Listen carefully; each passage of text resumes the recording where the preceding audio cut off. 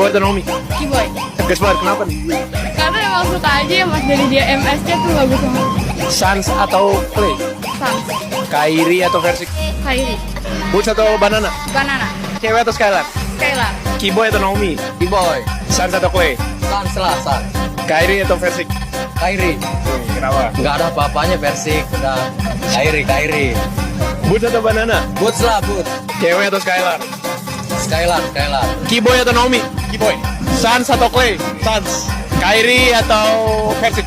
Kyrie. Wah, ragu nih kayaknya, kenapa? Gua ragu sih, tapi semuanya udah 3 onyx nih berarti. Boots atau Banana? Boots.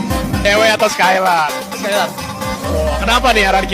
Kayaknya memang Skylar ini mau dikasih hero apapun masih bagus banget gitu ya. Dan dia juga salah satu gold lane yang beneran kalau lagi kalah timnya masih bisa nge-carry, bisa ngangkat. Hi guys, Sanford. Kung babawa ng team, sino makakasama? Siguro jungle ko si Kyrie.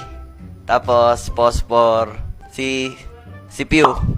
Tapos gold lane si Skylar.